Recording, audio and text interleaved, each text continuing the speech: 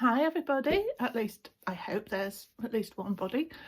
So this is going to be the beginning of my slow stitch book of the year for 2025. I'm doing 4 separate sections.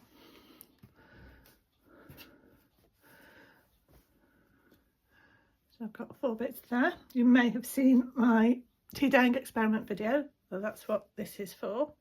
So I have got 4 pieces.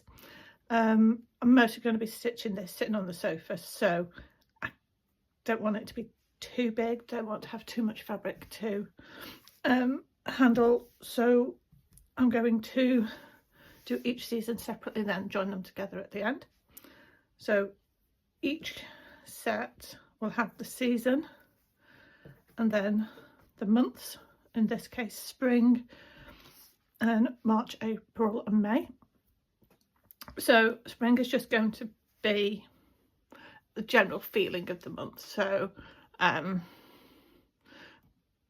pale colours, blue for blue sky, green for all the green that's starting to come out, and maybe some pale yellows, pinks, blues, that sort of thing.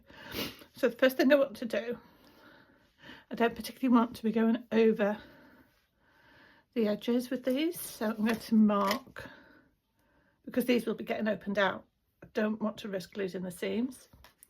So I've got these fabulous little pins, well, big pins that came from Mo's sale in one of her 12 Days of Christmas boxes.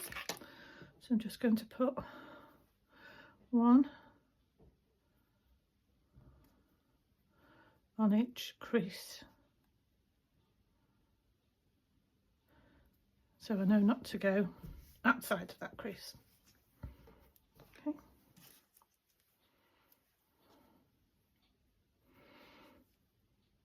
So this is 2 layers of fabric because it is actually quite thin, basted together top and bottom.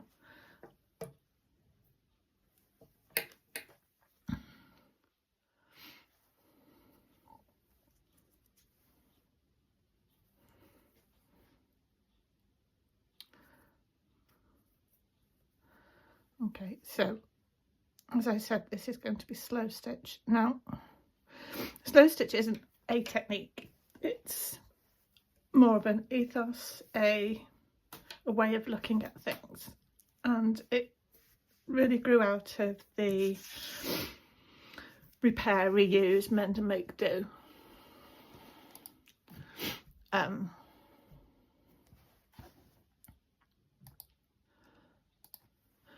So this fabric was pre-owned, came from a local haberdashery shop which has now sadly closed. And I have my scraps. So I've already gone through my big collection and picked out some pieces that I thought I might use for this. So I've got this pretty sort of broderie anglais ribbon, which also came from that haberdashery.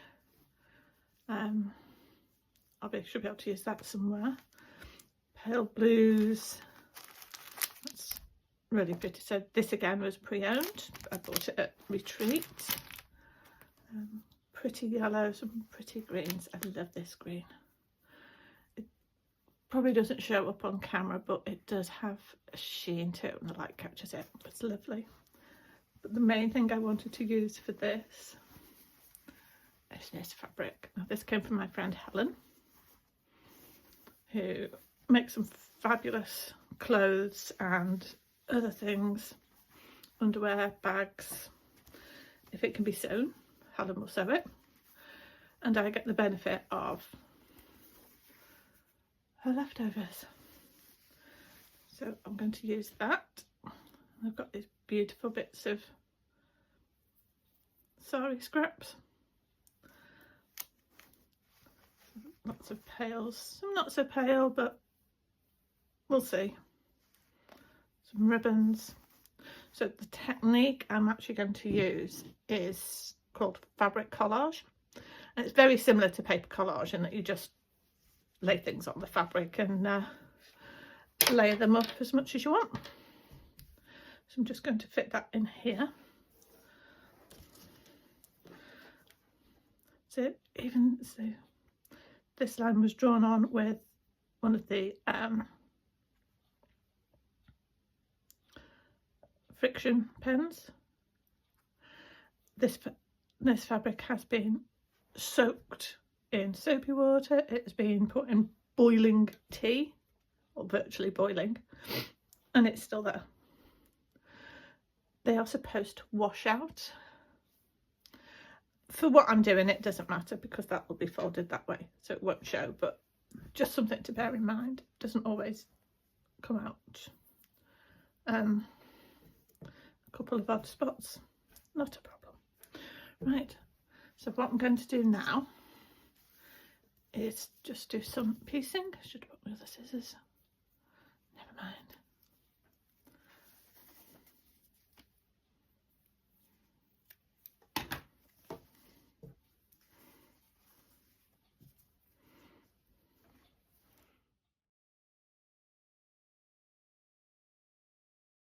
Okay, better scissors. Don't like cutting fabric with my embroidery scissors, even though they're old ones and they are starting to give a bit. Okay, let's just cut this to size. Scraps go back in the box.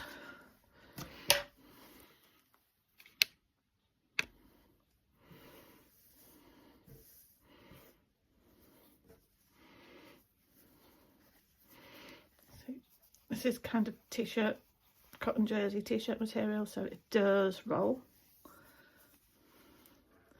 At the moment, I'm not worried about it going over the edges or to the edge. I'm not worried about it hanging over the edge. At the moment, I just want to get everything on. So this is going to take a lot of pins to keep it flat.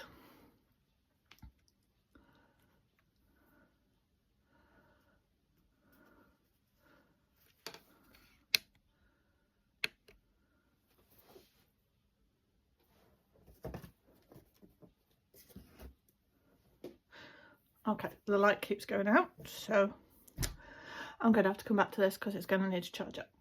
Okay, I will catch you all later.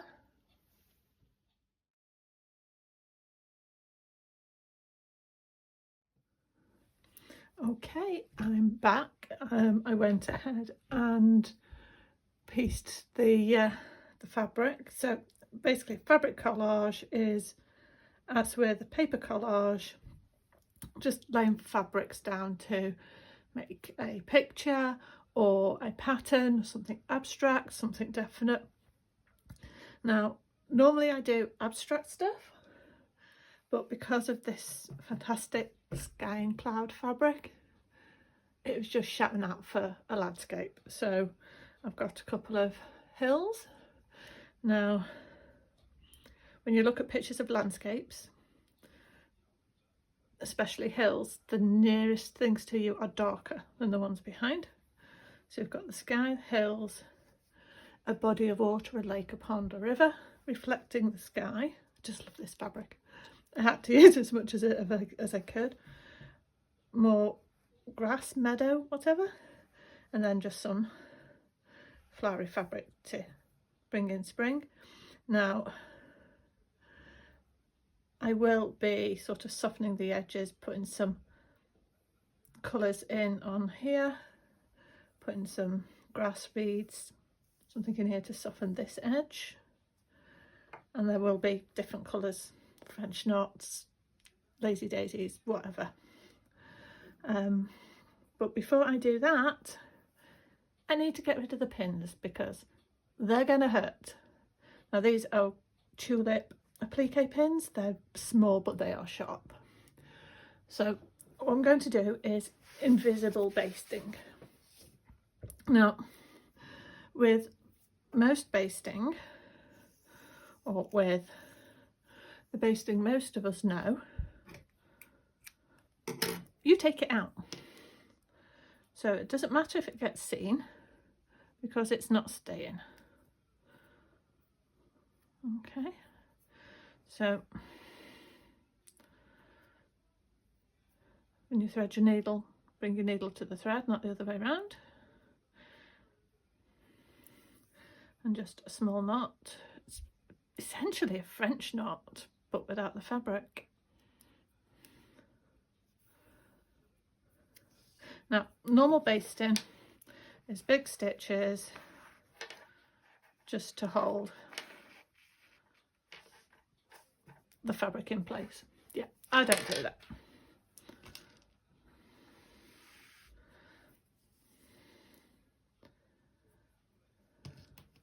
I do invisible basting.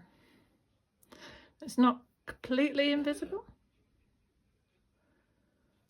especially if the fabric you use, the thread you use, is a different colour to the fabric. Okay, so this is how one way to thread. Fold. So you can. I do this with my embroidery thread, so I just do it with everything. Fold your thread over the needle, pull out the sharp end, pinch that fold between your thumb and finger, and it just slides into the needle. Okay, right, so invisible basting. So I'm going to show you on here because it's easier to see. Okay, bring your thread up, needle up at the back.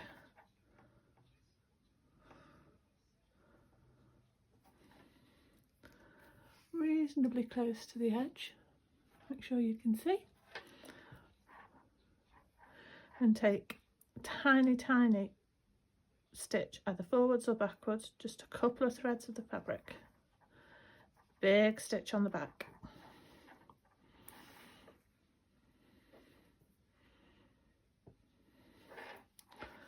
And again, I do it as a back stitch, but again, tiny stitch backwards, big stitch forwards.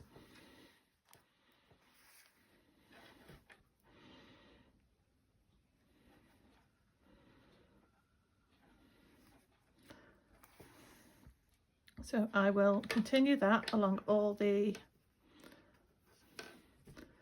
raw edges and remove the pins as I go. So I'll be back once I've finished that, which will probably be, I'll try and finish it today, but I will see you tomorrow. Okay, and then we will talk about embellishments, so fancy stitches, beads, buttons, ribbons, pretty much anything you can think of. But that is for tomorrow. Bye.